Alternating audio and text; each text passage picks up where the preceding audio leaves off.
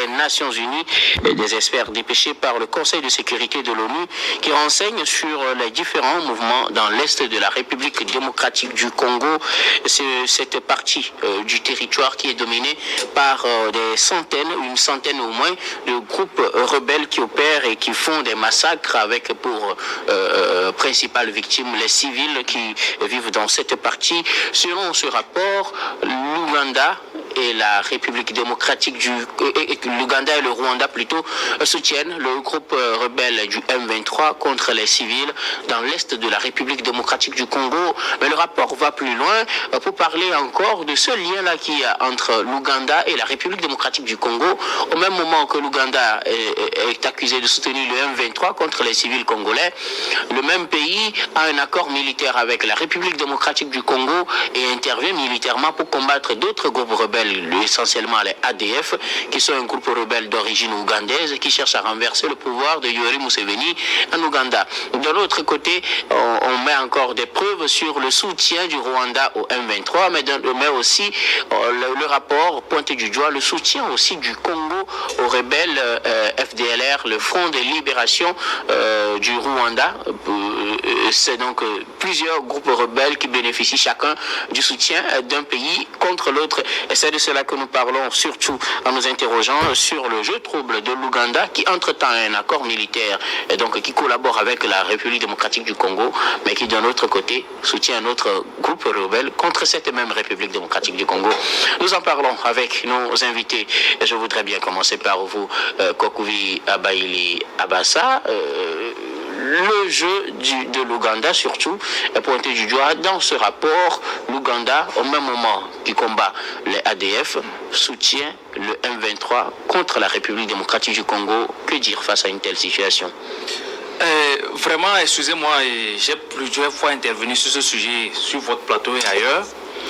C'est ce qui se passe à l'est du Congo, c'est vraiment une salade vraiment pourrie qui...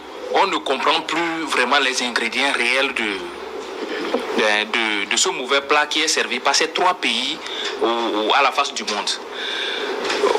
Nous savons que ce territoire, c'est presque les mêmes ethnies. Les Tutsis et les Hutus. C'est eux qui dominent vraiment cet espace vraiment de la RD Congo, qui aujourd'hui est sous vraiment une situation très compliquée.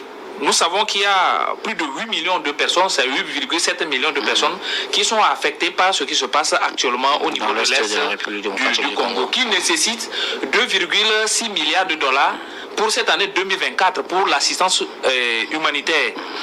Mais jusqu'alors, en fin juin, ils ont pu réunir seulement 23% de ces fonds. Donc c'est un problème déjà très compliqué pour la population. Pour ajouter les morts et les autres déplacés, disons clairement que le Rwanda joue un jeu trouble, très majeur, que tout le monde avait vraiment dénoncé. Mais les gens oublient aussi que le Congo aussi a des velléités contre le Rwanda. D'après les Rwandais, ils disent que le Rwanda, le Congo finance le FDLR contre le Rwanda.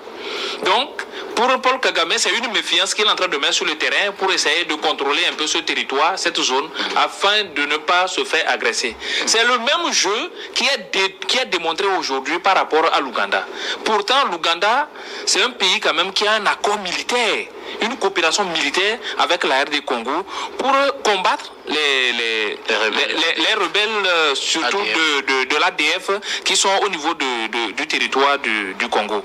Donc, un peu comme si on se fait confiance un peu, mais par rapport à la méfiance, j'assiste l'autre personne pour te contrôler. Donc, les rebelles sont des éléments de contrôle de cet espace. C'est-à-dire que l'Ouganda combat le ADF, mais finance un tout petit peu le M23. Comment comprend-on cela quand on dit qu'on soutient par exemple la République démocratique du Congo dans ses besoins de stabilité, on combat les ADF aux côtés des forces armées de la République démocratique du Congo, comment expliquer que le même pays qui défend donc d'une certaine manière la cause de la République démocratique du Congo va financer un groupe rebelle contre le Congo? Cela vient d'une histoire que les gens refusent de révéler au grand monde. L'histoire, c'est le temps de chasser Mobutu, c'est au pouvoir. Mais c'était les Paul Kagame, l'actuel président de Ouganda, qui ont vraiment financé, assisté, comment on appelle militairement, le groupe conduit par Feu Laurent Désiré Kabila pour aller chasser Mobutu. Donc, il reste toujours des alliés. Je parle de Paul Kagame et Museveni, ce sont des amis, des amis de longue date. Donc, ils se protègent en quelque sorte.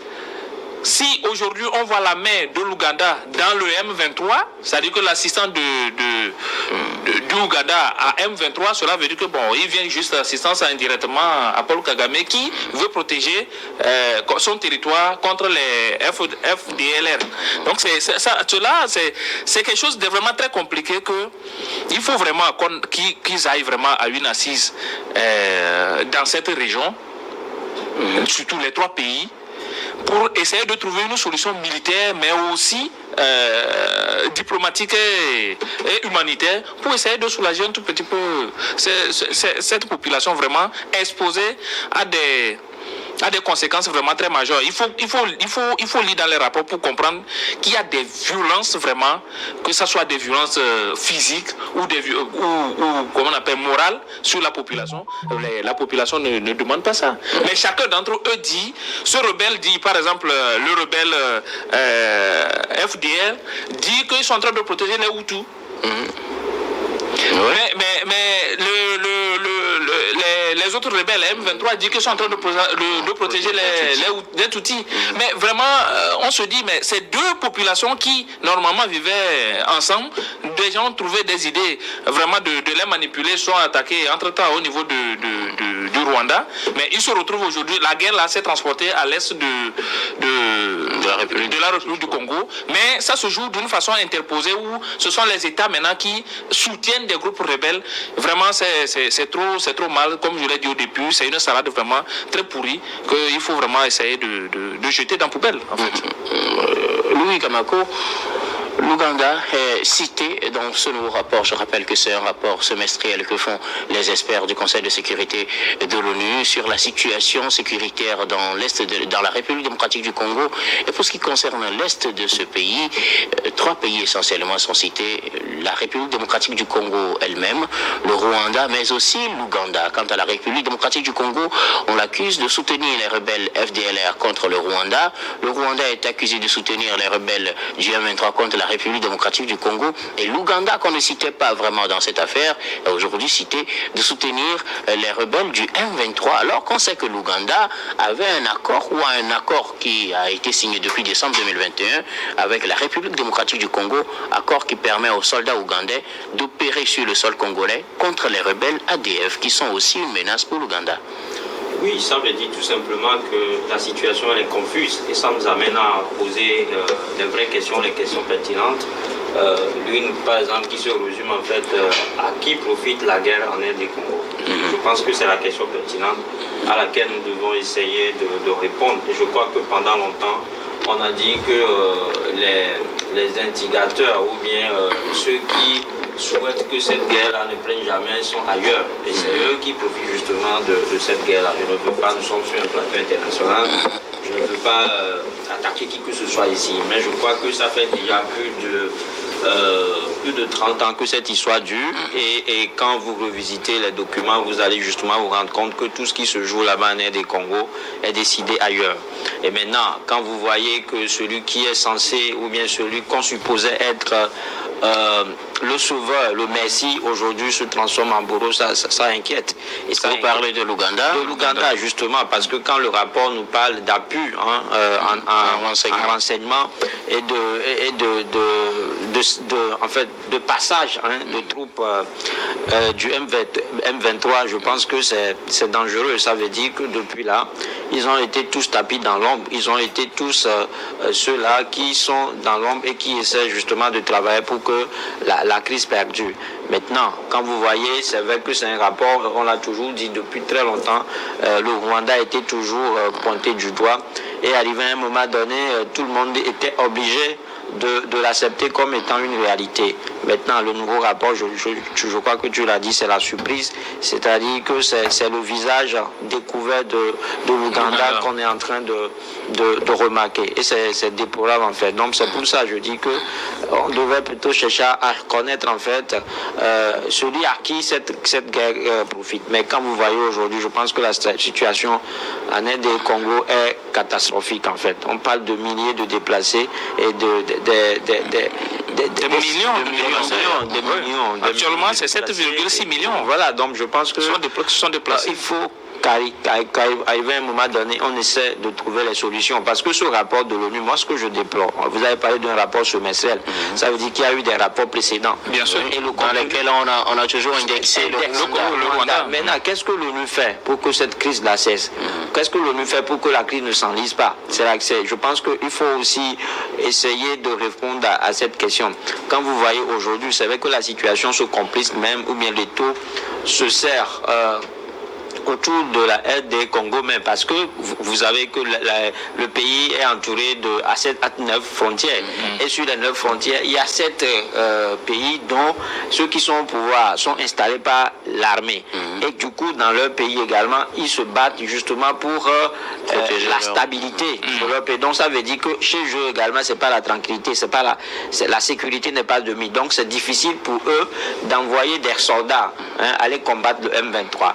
Donc je crois que, mais qu'à cela ne tienne. Et ça, ce qui me désole, je crois qu'on l'a dit, c'est de voir aujourd'hui que derrière cette crise-là, bien dans cette crise-là, il y a des gens qu'on croyait en fait être du côté des Congo sont aujourd'hui plutôt ceux-là qui apportent du soutien indéfectible au M23. Et ce que je crains à l'avenir, c'est-à-dire que si on ne résout pas ce problème-là, je crois que ce sera un conflit sous-régional, parce qu'aujourd'hui, c'est l'Ouganda qui est pointé du doigt, c'est l'Ouganda qui est découvert. Et ça veut dire que peut-être au prochain rapport, un autre pays sera également cité. Et quand ça continue comme ça, ça provient des ramifications et du coup, d'autres pays vont également vouloir entrer en jeu. Et c'est pourquoi je parle de la crainte en fait d'un conflit sous-régional. Il est temps en fait qu'on cesse avec l'hypocrisie. Je pense que tout cela, c'est de l'hypocrisie. Il suffit juste d'une bonne volonté pour que cette guerre-là cesse. Donatien Wesso, 3 pays sont indexés dans ce rapport, du moins pour ce qui concerne l'Est de la République démocratique du Congo, à commencer par la République démocratique du Congo elle-même, qui est le territoire qui abrite finalement plus d'une centaine de groupes rebelles ou de groupes armés qui chacun défend son intérêt ou a une vision différente de la vision d'un autre groupe. Les forces armées congolaises, ou du moins la République démocratique du Congo, est accusée de soutenir d'une certaine manière les rebelles FDLR qui ont pour objectif de renverser le pouvoir de Kigali de Paul Kagame, je veux dire. D'un autre côté, on accuse Paul Kagame, ça c'est pas la première fois, ça fait déjà plus de 2 ans que ce rapport incrimine, que les différents rapports incriminent le Rwanda et qu'on accuse de soutenir les rebelles du M23, ce que le Rwanda a toujours nié, mais qui n'a pas pu toujours apporter de preuves palpables par rapport à son innocence dans cette affaire.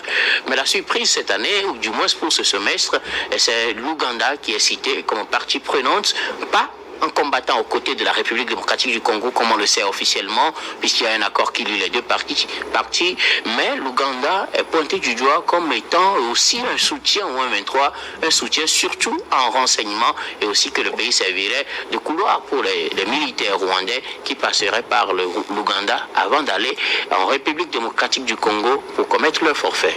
Et c'est par là que je vais débuter en rappelant ce maxime qui est que les États n'ont pas d'amis et ils n'ont que des intérêts. Je pense que l'Ouganda ici, qui a été découvert, si on fouine bien, comme l'a dit Louis, on verrait encore d'autres pays tapis dans l'ombre. Mais ici, la question, elle est bien posée en disant à qui profite le désordre le bazar qui se passe actuellement là-bas. Si vous lisez sur les réseaux et puis les interventions dans certains médias, vous allez voir que la population congolaise de la RD Congo est en train de se rébeller, bien s'énerver contre leurs dirigeants en disant qu'ils sont faibles, qu'ils n'arrivent pas véritablement à taper du poing sur la table face au Rwanda qu'on a toujours l'habitude de citer et maintenant que l'Ouganda s'est fait découvert. Moi, je me suis amusé à faire juste un petit calcul ici en disant que, vous voyez, la population de la RD Congo, c'est en 2022, on a 99 millions, il y a quelque chose sur ça, 9 millions d'habitants. Si on prend le Rwanda, c'est 13 millions et quelques, bien sûr, et on prend l'Ouganda, 47 millions. Est-ce que c'est les deux là qui peuvent gêner un territoire de plus de 2 millions 300 millions de kilomètres carrés? Oui, voilà. Et si on prend leur armée, on prend au niveau du Rwanda et de l'Ouganda, ça fait moins de 40 000 et puis 45 000 face à 160 et quelques mille. Je ne demande pas qu'on fasse la guerre, mais il faut que la RD Congo, arrivé à un moment donné, puisse dire basta. Sinon, quand ça va s'embraser là-bas, ça va toucher d'autres pays. Et ici, sauf que juste pour apporter de l'eau à votre moulin, la guerre, ce n'est pas seulement les effectifs. C'est ça. Il y a aussi la logistique. Oui, et les stratégies. Les stratégies, oui. Vous pouvez continuer. Surtout le Rwanda, on sait que celui qui le dirige est un stratège. De même que l'Ouganda, avec Yoweri Museveni dans le temps. Donc ici, on pointe du doigt aussi la duplicité de la communauté internationale. Cela a plusieurs fois été amené à l'ONU. Qu'est-ce que l'ONU fait? Qu'est-ce que ceux qui ont le droit de veto, le Conseil de sécurité, fait sur ce territoire? C'est dans cette même clique-là qu'on envoie, comment on appelle, du soutien à l'Ukraine face à la Russie. C'est dans cette même veine qu'on essaie de voir d'autres endroits sur le globe. Mais ici, si on laisse Gaza et autres. Oui, si on laisse ça perdurer, c'est que cela profite à certaines personnes qu'on ne peut pas citer parce qu'on ne les a pas vus faire une réunion pour... Non, mais véritablement, c'est des gens... J'ai vu les camps de déplacés, ça fait pleurer. Des millions de personnes qui s'entassent quelque part. Manque d'hygiène, manque d'eau potable, manque même de nourriture. La guerre ne profite à personne. On le dit, on sait comment ça commence. Ceux qui ont instigé la guerre entre les Houthis et les Hutus et les Tutsis, ils n'ont qu'à voir actuellement, on dit que c'est terminé, mais il y a tout. Mais les velléités se retrouvent, comme Abaïdi l'a dit, dans l'est de la République démocratique du Congo.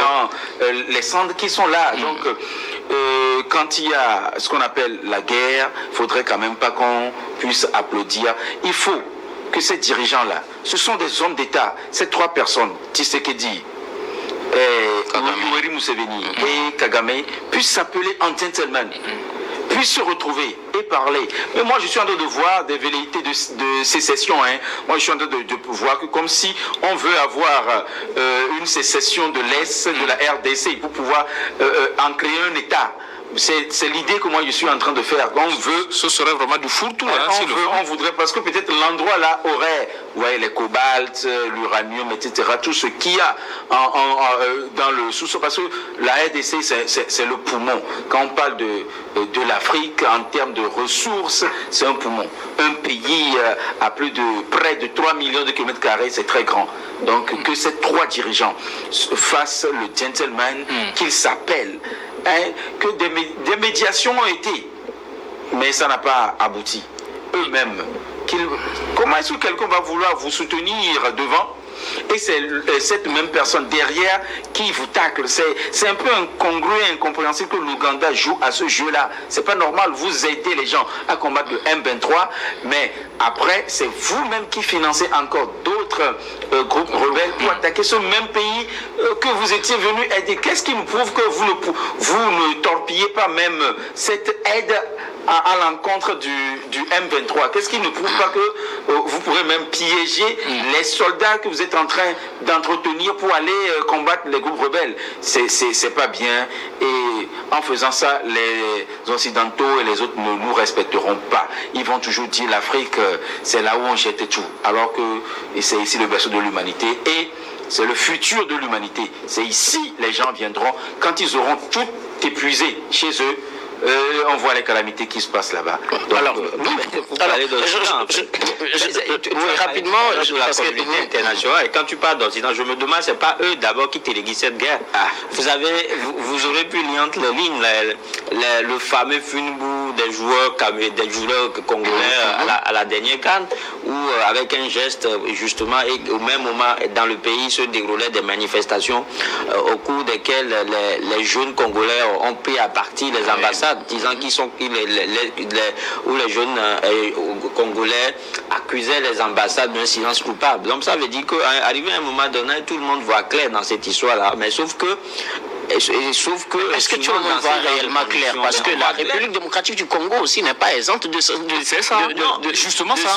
Oui, mais elle aussi soutient quand même certains. Mais est-ce que la réalité, est-ce que le M23 tue en aide des Congo ou pas? Bien sûr. Donc si on arrive au moins à répondre à cette question, je pense qu'on devait d'abord commencer par là, à résoudre ce problème-là. C'est-à-dire que le nœud du problème, c'est la présence du M23 en fait en aide des Congo, selon moi. Et donc si on arrive justement à couper ce cordon ombilical là, on aurait résoudre en fait la grande majeure partie du problème. Et si on est là, on reste silencieux et on essaie de faire une chose et en même temps son contraire, je pense pas que le conflit là sera résolu. Et c'est pour ça que je crains que ça va embraser du jour au lendemain toute une sous-région. C'est ce que nous ne souhaitons pas malheureusement. Alors je voudrais que vous réagissiez aussi sur cette déclaration de la ministre congolaise des Affaires étrangères, Thérèse Kayikwamba, qui réagissait justement sur les conclusions de ce rapport, et c'était dans un briefing diffusé à la télévision nationale ce lundi. Je vous lis un peu un extrait de cette déclaration, surtout concernant le cas de l'Ouganda, qui normalement est un ami, mais qui se retrouve du côté de l'ennemi. Elle dit ceci: évidemment, nous sommes préoccupés par ce rapport, nous sommes aussi préoccupés par des sources de nos propres services qui indiquent aussi des tendances similaires. Je pense que dans le cadre de nos liens qui existent entre la République démocratique du Congo et l'Ouganda, les liens bilatéraux assez solides que nous allons soulever la question à travers le canal diplomatique évidemment, et le canal diplomatique évidemment qui est le mien, mais aussi à travers d'autres canaux. C'est ce qu'avait déclaré donc la ministre congolaise des Affaires étrangères ce lundi. Personnellement, quelle analyse faites-vous d'une telle déclaration? Vous fait comprendre que celui avec qui vous avez un accord, qui se comporte comme un ami, apparemment comme un ami, est aussi celui qui soutient d'autres ennemis contre vous. Voilà la réponse de la ministre congolaise des Affaires étrangères, Donatien. Et cela nous pousse toujours à demander si l'Ouganda apportait véritablement une aide à la RD Congo. On se demande, c'est ce que j'avais dit plus haut, est-ce que véritablement au moment où l'Ouganda venait aider, est-ce que ce n'était pas véritablement pour venir faire ce qu'on appelle le repérage, on peut le dire, le repérage du territoire, des positions pour pouvoir aller maintenant le dire. Et aussi il faut savoir qu'il y a une friction dans les armées, surtout j'aurais appris qu'il y a une friction dans les armées ougandaises et puis congolaises. Il y a une partie justement, il y a certains Ougandais qui ont refusé d'aller combattre sur le front, des Congolais également. Voilà, donc je me demandais si véritablement, au départ, est-ce que les Congolais n'étaient pas trop naïfs pour se laisser aller trop à l'amitié, je veux dire, entre États, pour qu'on puisse véritablement les aider? Moi, cette duplicité-là est révélée au grand jour et c'est déplorable. Alors moi, j'ai l'impression, est-ce que vous sentez la ministre congolaise des Affaires étrangères choquée par une telle révélation sur l'Ouganda? Oui, parce que, bon, franchement, je peux dire que tout le monde est choqué, mais c'est...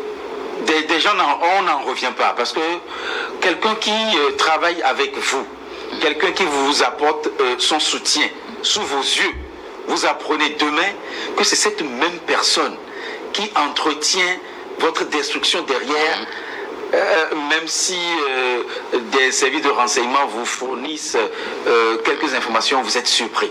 Vous êtes surpris. Pour vous, c'est la surprise qui se lit à travers ce message. c'est une surprise. Merci beaucoup. Alors, Kokuya Baile Abassa, que dire de cette déclaration de la ministre congolaise des Affaires Et étrangères? il faut comprendre d'abord que c'est une diplomate qui est en train de parler. Et sur les voies diplomatiques, il y a certains mots qu'on ne peut pas sortir parce que vous pensez toujours qu'il peut y avoir des voies de négociation ou des voies de compréhension. Il y a des cadres de discussion dont ce sont ces cas qu'elle a évoqués. Mais vous avez compris dans sa réponse qu'elle donnait qu'il y a la voie diplomatique, mais il y a une autre voie. Et l'autre voie qu'elle a évoquée, c'est la voie militaire. Bah, elle n'a pas dit clairement. Hein. Non, elle a dit précisé, qu'il y a d'autres canaux. Non, elle avait précisé qu'après le canal, qu'il y a le canal diplomatique dont elle va se servir, mais le Rwanda, le Congo, va aussi, comment on appelle, a la possibilité aussi d'emprunter la voie militaire. Cela veut dire que là, si on veut parler de la voie militaire, on peut rompre l'accord militaire avec l'Ouganda si la voie diplomatique de s'écouter n'arrive pas à donner quelque chose de probant. Dans ce genre de situation, qu'est-ce que le Congo va faire? C'est d'organiser une réunion conjointe avec l'Ouganda, les exposer ce que les experts ont présenté dans leur rapport et demander à ce que l'Ouganda... Ils disent qu'ils ont aussi des informations de leur service de renseignement. Mais ils n'ont pas exploité ces informations qu'ils avaient. C'est aujourd'hui que les experts de l'ONU viennent appuyer vraiment ce qu'ils avaient comme soupçon. Donc on continue toujours sur la voie diplomatique, on s'explique par des couloirs diplomatiques. Et là, si on ne s'entend pas, il y a la voie militaire, donc notamment la rupture de l'accord de coopération militaire entre l'Ouganda et le Rwanda, et si possible brandit la menace militaire que le Congo brandissait déjà envers le Rwanda. Et il faut comprendre aussi dans ce jeu que le Rwanda le Rwanda par exemple n'a pas infirmé ou confirmé son appui au M23, surtout par rapport à ce dernier rapport. Où le Rwanda a toujours nié oralement, ça a apporté des preuves. Cette fois-ci, ils n'ont même pas nié, puisqu'on les accuse qu'ils ont 3 000 à 4 000 militaires qui soutiennent le M23 sur le terrain. Je ne sais pas si l'Ouganda fera presque les mêmes choses en ne pas, en ne disant pas clairement leur engagement ou non face aux côtés du M23. Et voilà, on verra ce que Congo va nous donner comme... On va suivre ce dossier de près pour voir vraiment si le couloir diplomatique peut donner quelque chose de bien. Louis, que dire de la réaction de la ministre congolaise des Affaires étrangères? Non, moi je n'ai pas lu dans sa réaction une déception ou une surprise. Non, parce que ce rapport de l'ONU n'est pas sorti à ce niveau. Ça veut dire que quand vous avez des gouvernements, vous avez noté tout à l'heure le jeu trouble même de AD Congo dans cette crise-là. Oui. Ça veut dire que c'est tout un ensemble à faire. C'est-à-dire que c'est tout un foutu. Ça profite à tout le monde, d'une manière ou d'une, que ce soit l'État congolais ou au président rwandais. C'est les civils congolais qui sont les victimes.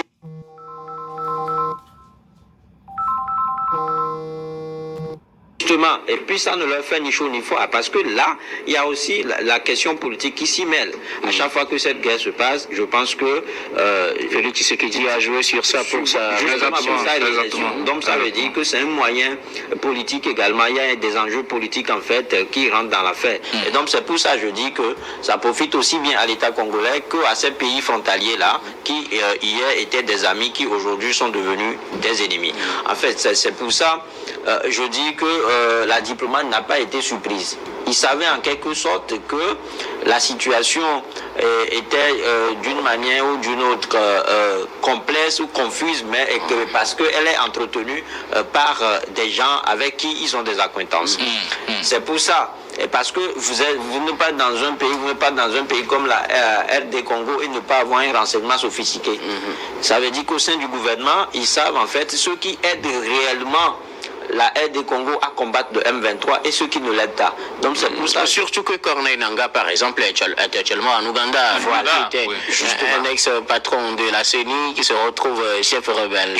Donc ça veut dire que tout cela n'est qu'un jeu qui se passe au vu de tout le monde, et pour justement maintenir la guerre. On maintient la guerre pour la préservation du pouvoir de quelques personnes. Tshisekedi, et pour permettre en fait à la communauté internationale de continuer pas piller, parce que en jeu il reste aussi les ressources minières de RD Congo. Donc je pense que la RD Congo est en quelque sorte le gâteau que les gens décident de continuer par se partager entre eux. Et ça profite à tout le monde. Cette déclaration de la diplomate, c'est pas une déclaration de quelqu'un ou bien d'une ministre qui se met en posture de quelqu'un qui a été surpris ou bien de quelqu'un qui a été surprise, mais c'est une déclaration, c'est une information qu'elle savait déjà, c'est un secret de polichinelle. C'est vrai que depuis longtemps, c'est le Rwanda qui a été toujours cité, mais à un moment donné, il faut qu'on essaie de trouver un autre coupable pour élargir justement la liste des ennemis de la RD Congo, malheureusement. Merci beaucoup à vous pour vos contributions. Nous allons marquer la pause pour le journal, puis on reviendra juste après pour la suite de cette